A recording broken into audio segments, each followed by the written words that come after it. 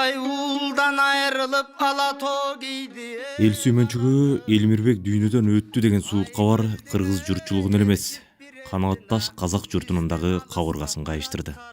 Эчен бир эл аралык айтыштарда атаандаш, бирде өнөк, бирде тамаша курган ынактардан элек го деп айтылуу Төкмакын Балгынбек Имаш Элмирбек акынды жоктоп турат.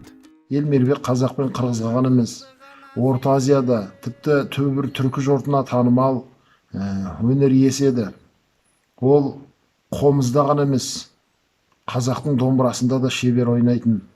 Кыргыздын әндеринде, казактын әндеринде, кыргыз композиторлорунун, казак композиторлорунун да әндерин, типти өзүнүн төл туындыларынын да тусабын осы казак элине келип кесип, алгаш рет орундалып жатыр, сиздерге тыңдаттым деп отуратын. Адам өмүрү эшик менен төрдөй демекчи, сөз чеберинин күнүнө күүгүм кирип, ичер суусу түгөндө. Ал аз өмүрүн саз жашап, акка моюн сунду деген жерден анын экинчи өмүрү башталды көрүнөт. Элмирбектин керемет үнү, капилеттен сөз тапкан, караңгыдан көз тапкан айлекердиги, тула боюна тунугой сиңирген таланты өзгөчө экенин өнөр адамдары бир ооздон айтып, жоктоп турат. BBC менен болгон маектеринин биринде ал талант айылга, балалыкка болгон кусалыгын Ошол жаштык деген поэмасынан үзүндү окуп айтып берген эле. Атаң көрүү шаар деген шаар экен да. Шаардын чоңу болбойт эй, тар экен да. Түк бири-бирин тааныбас адамдарга түртүшкүлө деп салган жай экен да. Салам айтсаң улууга ким элең дейт, сакалдуусу деле бир жан экен да.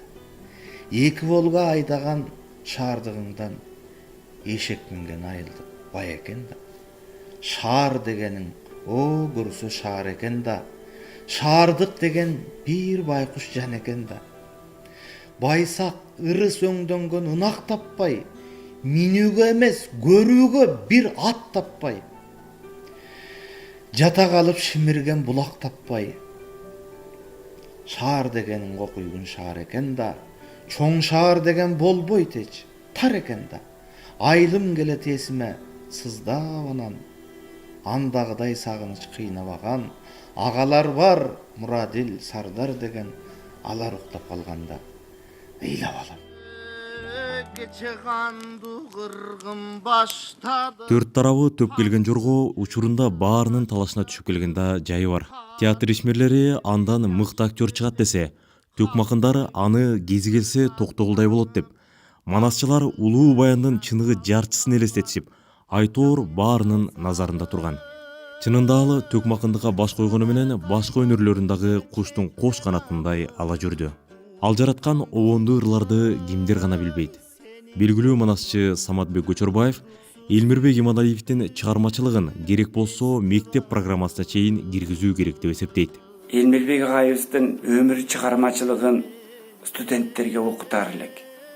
Андан тышкары мен сунушум мектеп программасына Элмирбек агайдын чыгармачылыгын жана өмүр таржымалын окутуу боюнча адабият, музыка сабактарына киргизсек деген ойдомун.